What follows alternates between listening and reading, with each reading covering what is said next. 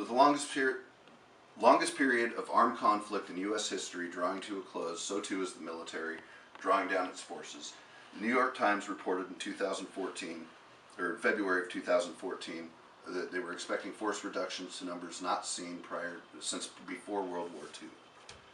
The U.S. Army alone plans to reduce its force from a wartime high of over 570,000 soldiers to approximately 440 to 450,000 soldiers by the end of 2016. According to the Department of Defense, that's over a 20% reduction in force. With poor economy, underfunded Veterans Affairs, America is faced with the challenge of having to welcome home Iraq and Afghanistan veterans that face unique challenges themselves. What we can do to help is knowing the challenges. Right now, veterans of Iraq and Afghanistan are facing or have some of the highest survivability rates in history.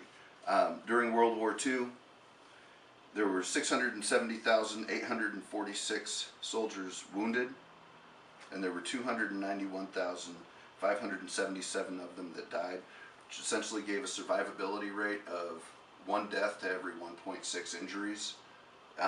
If you look for the global war on terror, you have 1 death for every 7.6 injuries. So there's a lot more people that are surviving and coming home. This isn't a bad thing, but it definitely overburdens the VA. The VA is now dealing with things on a larger scale than they've ever done in their history.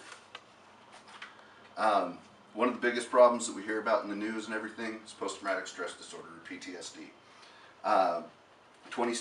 2012 study by the VA showed that of the veterans receiving care at the Department of Veterans Affairs, about 54% of them had some sort of a mental health issue, and of that 54%, 23% suffered from post-traumatic stress disorder.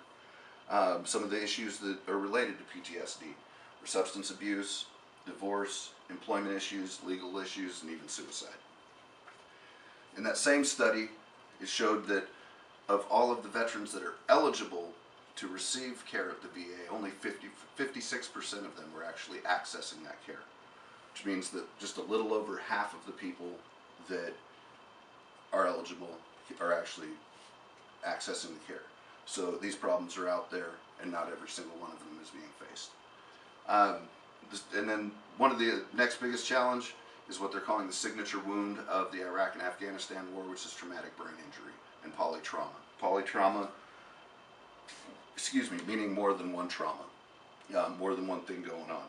Traumatic brain injury is caused by an outside force causing your brain to essentially crash on the inside of your skull, causing long-term damage. We call it concussion. It's typically associated with other injuries and illnesses, which is where the polytrauma comes in. Things like amputations, burns, fractures, things like that. TBI is a fairly new issue. It's an emerging science. VA doesn't know a lot about it, which means they have a very difficult time trying to treat it. It seems like every day there's always something new that people are learning about it. So according to the Defense and Veteran Brain Injury Center, approximately 23% of global war on terror veterans meet the criteria for traumatic brain injury. Then you have the economy. After the economic downturn of 2008, the jobs that would normally be out there for veterans are not. According to the Bureau of Labor Statistics, over 30% of veterans between the ages of 18 and 24 are unemployed right now, between 2008 and 2011. If you compare that to their civilian counterparts in the same age demographic are just coming in just under 17% unemployed. So that's a huge challenge for our veterans. When you factor in something like TBI or post-traumatic stress disorder or other deployment-related injuries, that number jumps to over 45%. Well, the federal, state, and local governments are doing everything that they can to try to mitigate these and help the veterans as much as they can. They're falling short. They're falling short because there's a lot of regulations, laws, and red tape that interfere with what they can do and how they can help our veterans.